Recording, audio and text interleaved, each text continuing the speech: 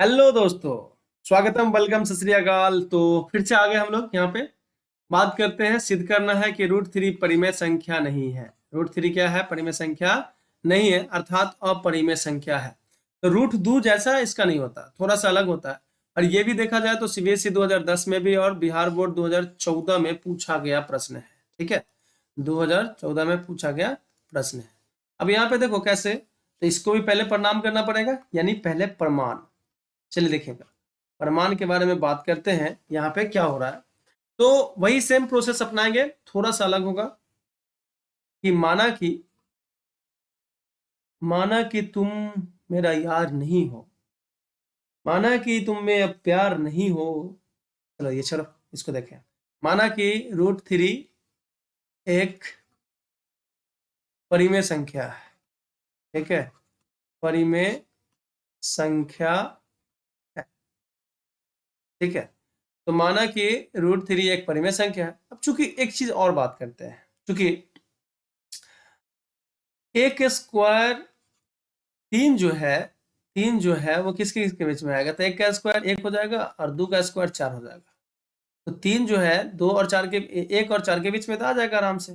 ठीक है, अब इस पे रूट चढ़ाओगे तो एक का स्क्वायर पे रूट चढ़ेगा, रूट तीन इस पे भी, और दो के स्क्वायर पे भी रूट, स्क्वायर स्क्वायर मर जाएगा, स्क्वायर स्क्वायर मर जाएगा।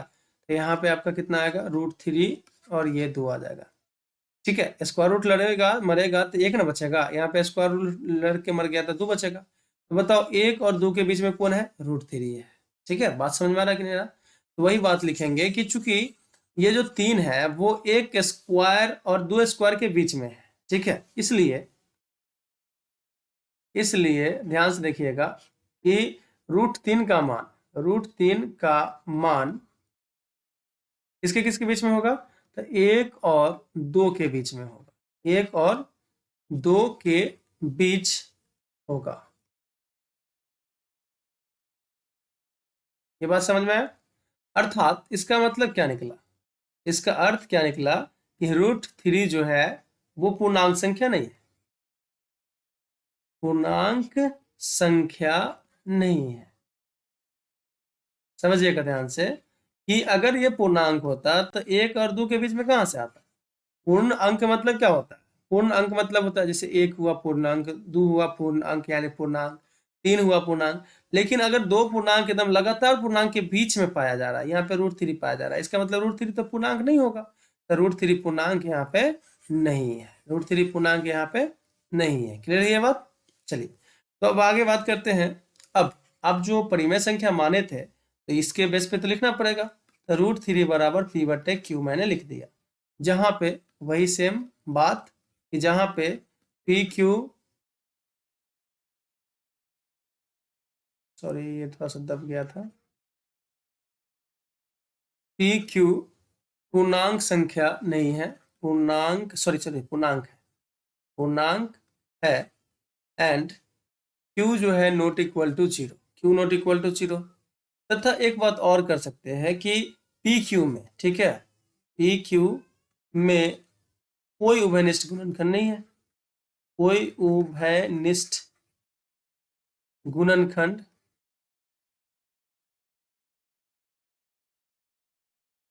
नहीं है, कोई उभयनिष्ठ गुणनखंड नहीं है। समझिएगा ध्यान से। तो अब वर्ग करना चाहते हैं हम इसको। ठीक है, क्या करना चाहते हैं? वर्ग करना चाहते हैं। चलिए नेक्स्ट पेज में। तो वर्ग करने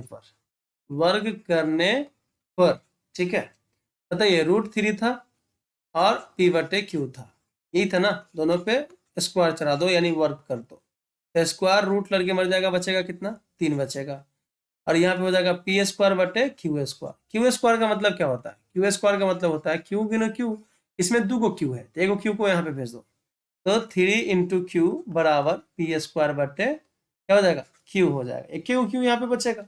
इसको समीकरण एक मान लेते हैं। क्या मान लेते हैं? समीकरण एक मान लेते हैं। चलिएगा देखिएगा, अब बात करते हैं कि चूंकि पी और क्यू में, ठीक है, पी क्यू में कोई वनिष्ठ गुणनखंड नहीं था। ठीक है, यहाँ पे देखिए क्या लिखा हुआ है कि पी क्यू में, ठीक है, कि पी क्यू में कोई वनिष्ठ गुणनखंड नहीं है। पी क्यू में कोई वनिष्ठ गुणनखंड नहीं है। तो जाहिर सी बात है यहाँ पे जो बात करेंगे कि चूंकि PQ में कोई उभयनिष्ठ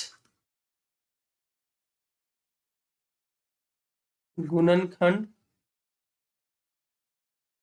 नहीं है, ठीक है, उभयनिष्ठ गुणनखंड नहीं है, तो पी स्क्वायर और क्यू में भी, ठीक है, यानी ये पी स्क्वायर, ये पी स्क्वायर, ठीक है, और ये क्यू में भी कोई उभयनिष्ठ गुणनखंड नहीं होगा, गुणनखंड नहीं होगा। ये बात समझ में आया? तो इसमें भी नहीं होगा। अतः यहाँ पे एक बात करें, सुनिएगा ध्यान से, अतः 3Q जो हो जाएगा वो क्या हो जाएगा? 3Q तो हो जाएगा पूर्णांक, ये पूर्णांक संख्या हो जाएगा, ठीक है, और पी स्क्वायर बटे क्यू क्या हो जाएगा? तो ये भिन्न संख्या हो जाएगा। भिन्न संख्या इसी को ना बोलते हैं। अगर आप देखें तो समीकरण 1 से एक इंप्लाइज, अगर आप देखते हैं तो यहाँ पे क्या लिखा हुआ है? 3Q बराबर पी स्क्वायर बटे क्यू लिखा हुआ। 3Q को क्या बोलते हैं? पूर्णांक बोले अभी तुरंत, तो ये पूर्णांक है और बराबर ये भिन्न है। अब पूर्णांक और भिन्न बराबर नहीं होता है, पूर्णांक और भिन्न जो है वो बराबर नहीं होता है। तो यहाँ पे मैं दूसरा कलर से लिख देता हूँ, नहीं तो फिर मिल जाएगा। जो संभव नहीं है, जो संभव नहीं है। अतः √3 अपरिमेय संख्या है, अपरिमेय संख्या है। ये आपको प्रूव करना था, प्रूव हो गया। क्लियर ये बात? तो धन्यवाद आप लोगों का। अगर अच्छा लगे तो प्लीज बोलना जरूर कमेंट करके, और आपको और भी किसी सब्जेक्ट में चाहिए वीडियो तो बोल सकते हैं। Thank you so much.